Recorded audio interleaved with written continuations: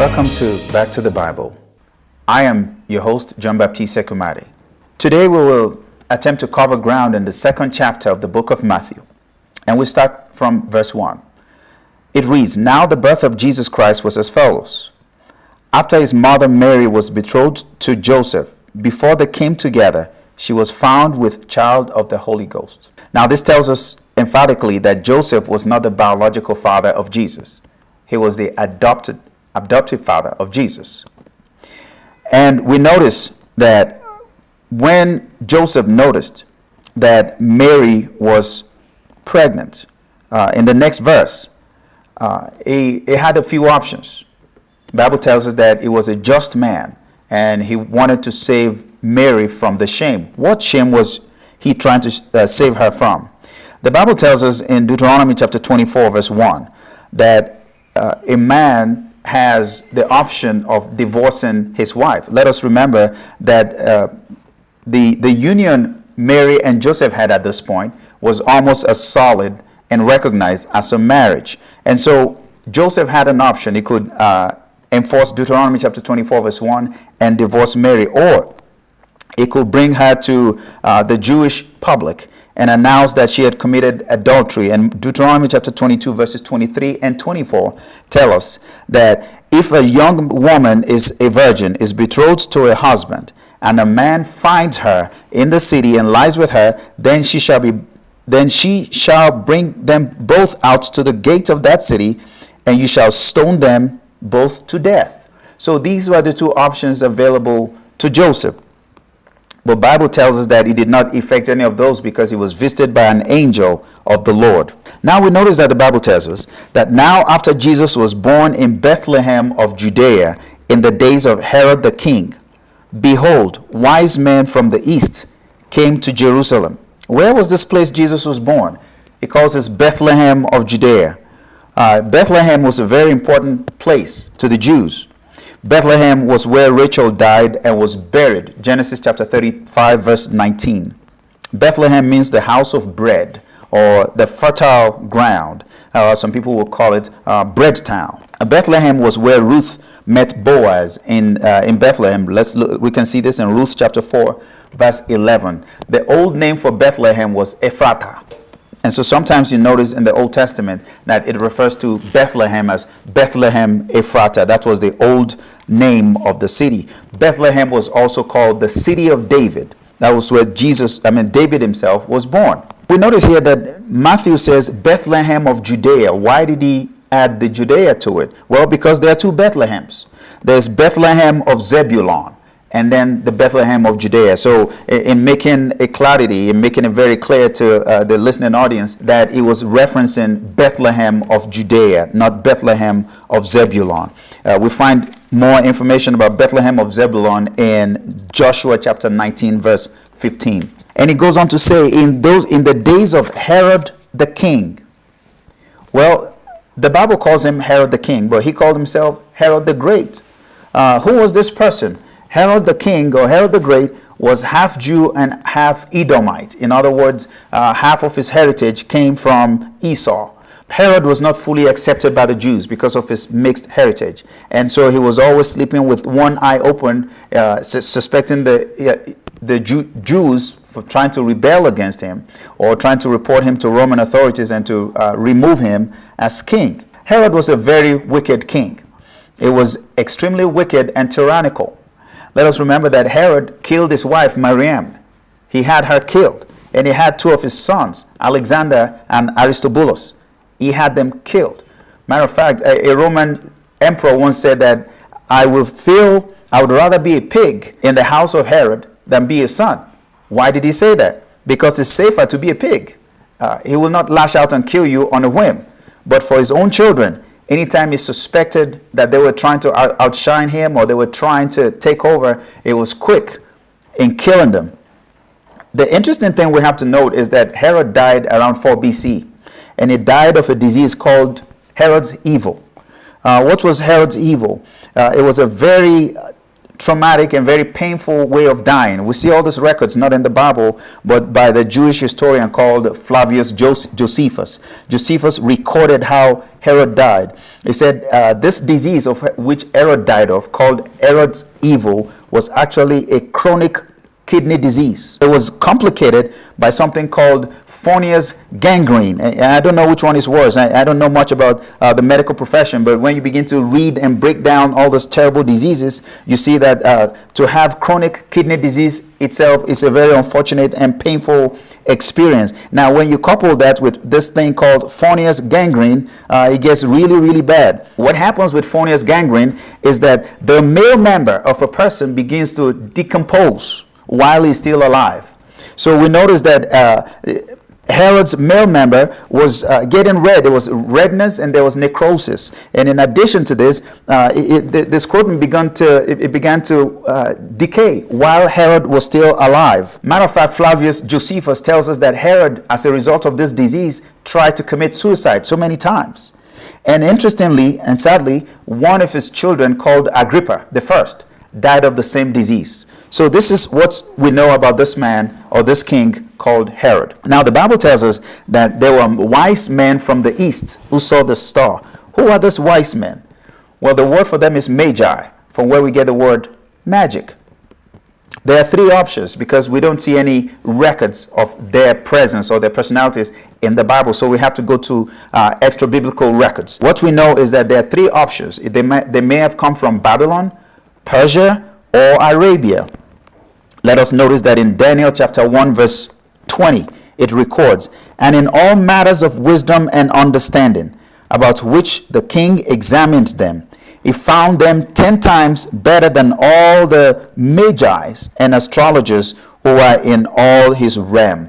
So we see the king testing the people in the days of Daniel, and the Bible records that Daniel and his friends were more knowledgeable than all the magicians. That's the word he uses, magicians. But the root is magi. It means the wise men or the wise people. Very likely they were Zoroastrians if they came from Persia. But let's remember, ladies and gentlemen, we really do not know. The Bible doesn't tell us much, doesn't give us much information about those people. We have to search. And in trying to find out, we get this information. Also, the wise men or the magi, they were students who studied astrology, mathematics, dreams, and all mysterious phenomena. So we don't know who these people are. But the church, right from the days of the early church fathers, have been trying to find out who these people were. Matter of fact, one of the early church fathers, called Tertullian, said that they were kings. And so Tertullian came to this conclusion by looking at Psalm 68 verse 29, which reads, "Because of your temple at Jerusalem, kings will bring presents to you." And also looking at Psalm 72 verses 10 and 11, it says, "The kings of Tarshish and the isles will bring presents. The kings of Sheba and Seba will also offer gifts. Yes, all kings shall fall down before him, and all nations shall serve him." So because of these two Bible verses and other Bible verses, Tertullian, one of the early church fathers, came to the conclusion that they were kings. Also, we notice that the church has traditionally believed that there were three. Well, that's because three gifts were presented. So somehow in the history of the Christian faith, we have come to believe that there were three because of the gifts, and that they were kings because of the reference we find in Psalm 68 verse 29 and Psalm 72 verses 10 and 11. So in actuality, we don't know the number, we don't know where they came from, but they just appear and disappear mysteriously in Matthew chapter 2 and other records of Jesus's birth. Now, let us also remember that in 6th century BC, 6th century AD, the church came to the conclusion that there were three of them, and that their names were Melchior, Balthazar, and Jasper. Well, whether this is so or not, we don't have biblical records, so we have to rely or look at extra biblical records. Another thing that's very interesting about this wise men, whatever their number was, is that they exhibited unconventional wisdom because they traveled at night. How do we know this? Well, the Bible tells us that they followed the star. It's very hard and probably impossible to follow a star during the day. So they must have traveled at night. Now, if you look at it keenly, you notice that it is better to travel at night because it's cooler at night and there's less traffic. But then the downside of it is that you have to be more disciplined. You have to practice some things that normal people do not practice. You have to exercise some level and amount of wisdom and expertise. For example, if you're being guarded by the star at night, you will not see a lot of people walking up and down the road. And although it's cooler, you will be guarded by the moon rather than the sun. So these wise men somehow trained their minds to travel at night. And this, as I reflected on this, it began to challenge me and to say, wow, it's possible for people who are exhibiting amazing level of wisdom to do things in unconventional way. The Bible tells us that they came from the east.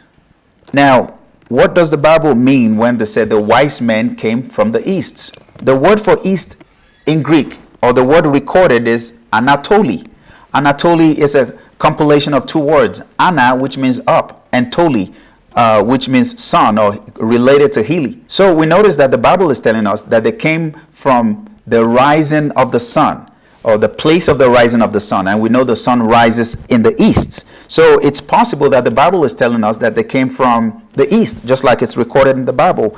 But some have looked at it and said, well, maybe they came from Anatolia, because there's actually a country called Anatolia. It's in Turkey and very close to the Anatolian Peninsula. So we cannot exactly tell if they were from the east or they were from Anatolia. So there's a lot of mysterious things about this wise men. We don't know where they came from, and we don't know how many there were, and we don't even know their names.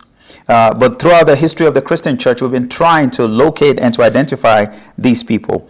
Verse 2 tells us, it's saying, where is he who has been born King of the Jews? For we have seen his star in the east and have come to worship him. Well, the interesting thing is that the wise men came with all assurance and confidence. They marched into Jerusalem and they announced, they said, where is he who has been born? He has been born, they say. So remember, it's very likely that they started the journey 1 to 1.5 years before the fact. So they knew that by the time they got to Jerusalem or wherever they were, Jesus would have been born. That's why they made that declaration and that announcement. They said, where is he who has been born, the King of the Jews? But sadly, what we notice here is that the wise men did not do a wise thing, because the star did not guide them to Jerusalem, because Jesus was not in Jerusalem. He was in Bethlehem. Let us remember that the distance between Jerusalem and Bethlehem was about 5 miles. Some say 6 miles, but it's safe to say it was 5 miles. And we notice here that this wise man, this people who exhibited unconventional wisdom, did something that wasn't wise, because they went to Jerusalem. One thing we know for certain is that the star did not guide them to Jerusalem. How do we know this? Jesus was not in Jerusalem. He was in Bethlehem. The Bible never recorded that the star guided them to Jerusalem. They just assumed when they got close to Bethlehem and they got to Jerusalem, they assumed that the king of Israel they were looking for was related to Herod. Well, looking at the history of Herod, we know there was no way Herod could have been related to the Messiah. He was an imposed person, and he was a very wicked king. So the wise men should have been going to Bethlehem. But they made a detour, and they decided to use their common sense, their intellect, their rational faculties, and came to the conclusion that Jerusalem was where the king is. This was a grave mistake, ladies and gentlemen, because this would have derailed the whole plan of salvation. Because we see that eventually Herod set out to kill all the children in Bethlehem. But thank God that God had plan B. Somebody once said that God is always at least one step ahead of the devil. So even though the wise men made a mistake by going to Jerusalem and announcing to Herod that they were looking for the king, God most likely knew they were going to make this mistake, and it made a provision for them. But let us remember that the star did not guide them to Jerusalem, because Jesus was in Bethlehem. They were led by the star, but when they got 5 miles to Bethlehem, they decided, well, we're looking for the king. And Jerusalem is where the king of Israel is, which is Herod. And so they decided to go there. Sometimes we rely on our senses, ladies and gentlemen. Sometimes we begin to follow God, and somewhere along the road, we decide we can rely on our intellect, our wisdom, or our reasoning faculties. This was the mistake the wise men made, and it sounds to be an oxymoron, because they're wise men, but they did not behave wisely in this particular situation. Verse 2 tells us, it says, "For we have seen his star in the east, and we have come to worship him." What did they mean by his star? What star did they see? Because it's telling us they saw the star of Jesus. What is this star they've seen? There are three possibilities in trying to identify the star that the Magi saw. One possibility is the prophetic possibility, which is recorded in Numbers chapter 24, verse 17. It says, "I see him, but not now. I behold him, but not near. A star shall come out of Jacob, a scepter shall rise out of Israel, and batter the brow of Moab, and destroy all the sons of Sheth." Now, this Bible passage is in reference to the prophecy of Balaam. If we remember correctly, Balaam was hired by Balak, the king of the Moabites, to put a curse on the children of Israel. And in pronouncing the curse, he stops over here in Numbers chapter 24, verse 17, and says that, and he says he sees a star coming out of Jacob. So it is possible and likely, it's a possibility, it's not a certainty, that the star that the wise men saw was related, or the prophecy of Balaam, that there's a particular star called the star of Jacob, the star that is coming out of Jacob. Now, the second possibility, the next two possibilities we're going to look at, is they're astronomical.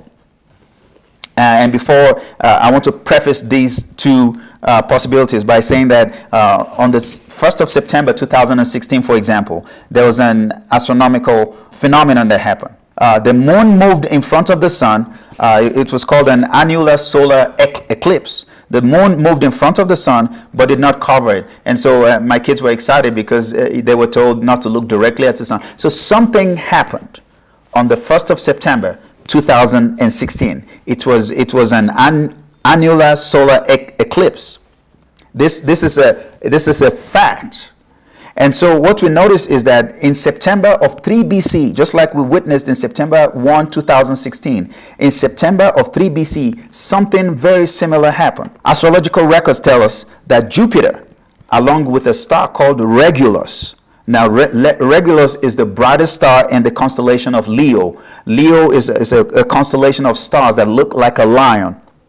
Now, this Jupiter came very close to Regulus. It was recorded. This happened in September of 3 BC, around the time Jesus was born. Because of time, we cannot go into the details, but Jesus was not actually born in 1 BC. It was born, it was not born in 1 AD. It was born around 3 years after the fact. So in 3 BC, we notice that Jupiter, along with Regulus, and Regulus is the brightest star in the constellation of Leo. They came very close together. And the interesting thing we should notice here is that Leo is the star of a lion.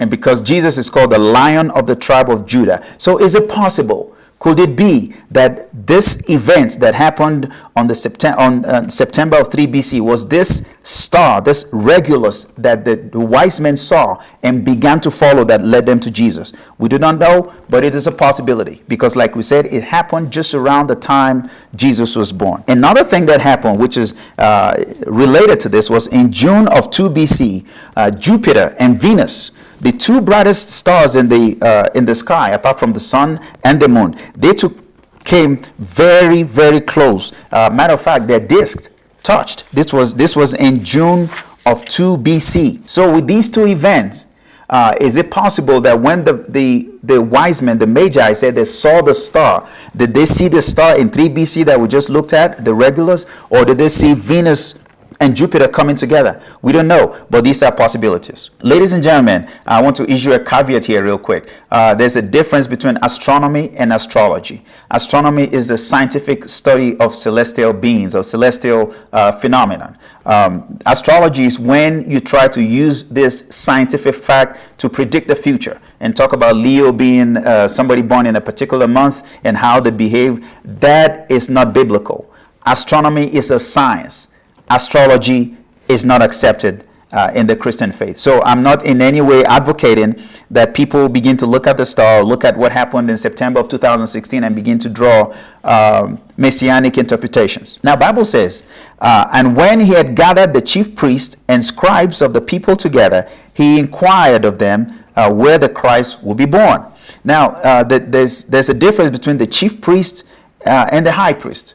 The high priest is the priest, the highest priest, the priest who is sitting in the position of Aaron. Now, Herod was a very political person, so he changed the high priest in quick succession. So the chief priests were the former high priest. He had a lot of them, because even though a high priest was supposed to hold that office for the rest of his life, Herod was quickly changing them. So in a little while, you had a lot of chief priests. It just reminds me of American presidents, past and present, coming together. There's only one sitting American president, but there are a bunch of former presidents. So I want us to imagine a situation like this, where we have many chief priests who were high priests. So Herod got them all together and began to ask them. He said, where is this king going to be born? And the interesting thing was that through prophecy, the chief priests and all the scribes were able to identify the exact place where Jesus would be born. They knew it was going to be in Bethlehem. They knew this because they looked at Micah chapter 5 verse 2, which said, but you, Bethlehem, in the land of Judah, are not the least among the rulers of Judah, for out of you shall come a ruler who will shepherd my people Israel. Now we see that it's referencing Judah as the particular tribe or the people that the Messiah will come from. And another interesting thing we should note here is that the position of these wise men. After I reflected on it for a while, I came to the conclusion that there are actually two sets of wise men. The wise men who came from the east, and the other set of wise men, which is the chief priest and the high priest. How are they wise men? They were able to identify where Jesus will be born, even better than those following stars. But what we notice is that one set of wise men was searching for Jesus. The other set of wise men, they sat in the palace with Herod. They decided to go nowhere with their knowledge, with their position, and with the wealth of prophecy they had. Even though Jesus was born 5 miles away from Jerusalem, they sat there. They sat with Herod. And we also notice that one set of wise men decided to travel to Bethlehem. The other set of wise men decided to stay in Jerusalem. It's my prayer today that God will give us wisdom, and that, like the wise men who sought Jesus, who went to Bethlehem, we will be like those people, not sitting in Jerusalem in the palace of Herod. Finally, I want us to look at the wise men that we talked about. These wise men who sat with Herod. They chose to go nowhere. They just wanted to sit with their titles. They wanted to sit with their position, and they wouldn't go to look for Jesus. Ladies and gentlemen, thank you for watching another episode of Back to the Bible. Have a great week, and see you next time. John Baptist Sekumade is a teacher of the Word of God who understands and shares God's Word in its simplest form. We can be reached at 0814-092-8465 or by email at jbsekumade@ymail.com. God bless you. If you've been blessed by this broadcast, thank you for watching Back to the Bible. If you've been blessed by this broadcast, please consider sponsoring.